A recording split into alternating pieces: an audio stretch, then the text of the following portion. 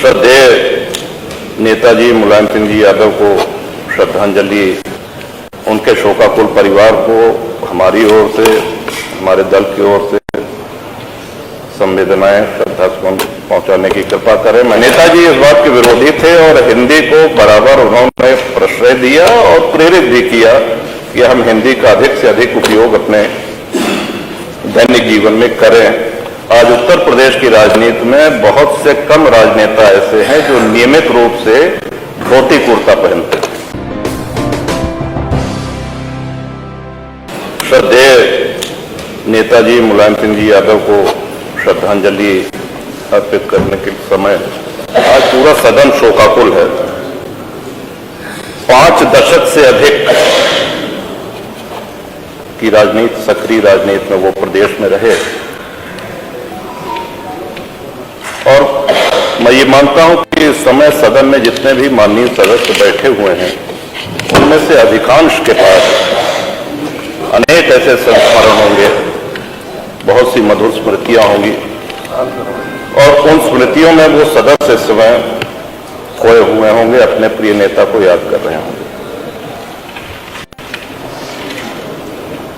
उनके किस सन में विधायक हुए इस विषय में कई माननीय दलीय नेताओं ने कहा है, मैं उसमें नहीं जाना चाहता हूं, लेकिन 10 बार विधानसभा का सदस्य निर्वाचित होना अपने में बहुत बड़ी उपलब्धि है। और नेताजी ने अपने कार्यकाल में सत्ता में रहते हुए, मुख्यमंत्री रहते हुए, मैं समझता हूं कि हर विधायक, चाहे वो किसी भी दल का हो, कोई आवश्यक नहीं कि समाजवादी पार्टी का ही विधायक हो, किसी भी दल के माननीय विधायक उनसे जाकर के मिल सकते थे, अपनी समस्या बता सकते थे, उसका समाधान पा सकते थे और वो स्नेह सहयोग को मिलता रहता था। केवल नेताजी की जीवन शैली में कुछ बातों ने हमको बहुत प्रभावित किया। उनमें से एक है, हिंदी को उन्होंने सदैव बढ़ावा दिया। अंग्रेजी बोलचाल का एक सशक्त माध्यम है, विशेषकर जब हम विदेश जाएं, बाहर जाएं, जहां हिंदी बोलने वाले लोग न रहें, लेकिन प्रायः हम लोग अंग्रेजी इसलिए बोलने लगते हैं कि हम आधुनिक दिखें। नेताजी इस बात के विरोधी थे और हिंदी को बराबर उन्होंने प्रश्रय दिया और प्रेरित भी किया कि हम हिंदी का अधिक से अधिक उपयोग अपने दैनिक जीवन में करें। और हिंदी के साथ साथ स्वदेशी वस्त्र, श्रीमान नेताजी के चले जाने के बाद आज उत्तर प्रदेश की राजनीति में बहुत से कम राजनेता ऐसे हैं जो नियमित रूप से धोती कुर्ता पहनते हैं। स्वदेशी वस्त्र को उन्होंने हमेशा प्रश्रय दिया। आज हम सभी लोग भावभीनी श्रद्धांजलि अर्पित कर रहे हैं। वो लौट के हमारे बीच में कभी नहीं आएंगे, लेकिन उनकी स्मृतियां, उनके आदर्श हम सभी लोगों को साहस और प्रेरणा देते रहेंगे। और नेताजी की बोली में, भाषा में सदैव स्पष्टवादिता रही है, साहसी व्यक्तित्व रहा है।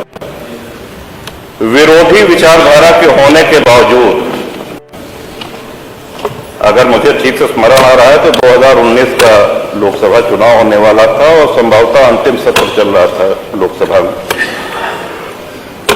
राजनीति में इतनी गहरी पकड़ और दूरदर्शिता थी उनकी कि वहां पर लोकसभा में उन्होंने कहा था कि आप लोग व्यर्थ परेशान मत होइए, लौट करके तो मोदी ही आएंगे।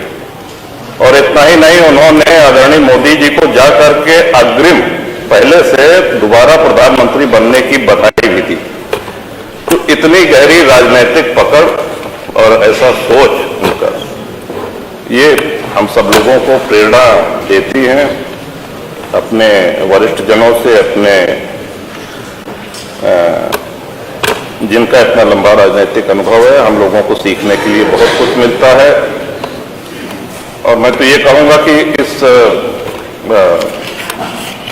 उनके एक तरह से श्रद्धांजलि जो हम लोग व्यक्त कर रहे हैं, बहुत से वरिष्ठ पत्रकार हैं, बहुत से वरिष्ठ अधिकारी हैं, उन सब की भी अपनी स्मृतियां हैं। इस विधानसभा के कर्मचारी, यहाँ के अधिकारी, उन सब की लंबी स्मृतियां हैं और